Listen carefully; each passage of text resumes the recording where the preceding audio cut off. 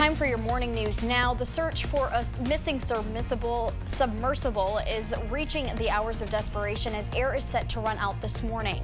Rescuers continue to rush more ships and robotic vehicles to search areas, which is now twice the size of the state of Connecticut. Waters are as deep as 13,200 feet. Coast Guard authorities say they're still holding out hope of saving the 5 people trapped in the vessel. The craft set out on Sunday morning to explore the sunken Titanic and lost contact with those on the surface a few hours later. Summer school and events at Central High School in La Crosse are canceled after a fire breaks out. The school is closed to staff and students as safety officials do inspections. Officials say the fire broke out in an HVAC system. Several hundred people evacuated safely after alarms went off. The district will keep parents updated about summer class credits and the future of reopening the building.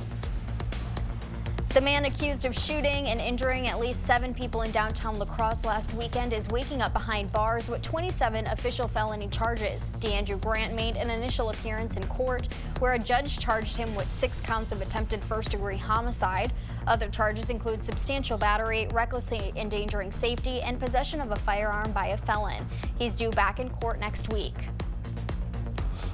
The La Crosse Center Board votes to recommend the city remains in control of management. Longtime coordinator Art Fay's retirement led the board to consider having a private company help run the venue.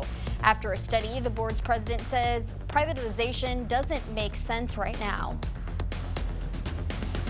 Wisconsin's rural roads are set to get an upgrade. Governor Tony Evers signed the local roads improvement bill. It makes agriculture road improvements eligible for funding and lays out requirements for rural road projects to get funding.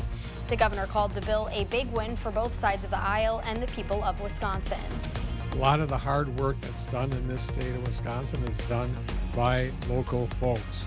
And we went decades without much, if any, increase, even an inflationary increase. And so working hard with legislators, we got it done, and really proud to do that. The governor signed the bill at a family dairy farm in Stoddard. Wisconsinites are one step closer to being able to get birth control from a pharmacist. A bill passed the assembly that would allow pharmacists to prescribe and dispense birth control. Patients would not need a prescription from a doctor or advanced practice nurse. The bill has bipartisan support and Governor Evers' support, but anti-abortion groups are against the measure. A bill to overhaul the state's alcohol laws also passed the assembly. The measure creates a new division to oversee and enforce liquor laws. It'll affect production, distribution, and sales of alcohol in Wisconsin. The bill has bipartisan support in the Capitol, along with the backing of national and state brewers, bar owners, and alcohol distributors. The bill now goes to the Senate. People don't realize how much work goes into the food industry as far as quality control and research and development. Now hiring a professional cheese taster, UW-Madison is looking for someone to fill a part-time descriptive sensory panelist position. Whoever landed the job will learn the ins and outs of all things cheese. Panelists taste the scientific components used to flavor and preserve cheese.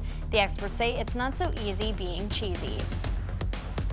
And here's a check on your planner. We are looking at mainly clear skies here throughout the day. Temperatures warming up into the 70s by 9, followed by the low 80s later this morning.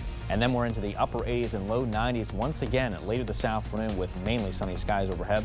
A slight chance of a shower is possible, but I think for the most part conditions will continue to remain on the dry side. And as we head into the day tomorrow, it's going to be turning pretty hot as highs climb to 94 degrees. We're looking at highs in the low 90s as we head into Saturday, but chances of showers and storms here are likely this weekend, something we'll keep our eyes on. Now behind that storm system bringing us the rain chances this weekend, it's going to be a much cooler as highs drop into the low to mid 80s, which is a little bit more seasonable for this time of the year, thankfully, as we head into next week. It's not that big of a difference, but it's a little cooler. Yeah, I think we'll notice it for sure next week, but the 90s, whew, I gotta tell you, it's brutal out there. Make sure to have that AC on full blast. And also, we're under those air quality alerts here too. So, try to stay inside as best you can, especially those of us that are a little bit sensitive to that type of stuff. Well, with it raining, people will probably stay inside anyway. Thanks, Derek. And thank you for watching News 8 Now. Don't forget to keep up with the news of the day on news8000.com. We will have the latest updates to today's top stories on News 8 Now at noon. Have a great morning, everyone. Thank you for watching News 8.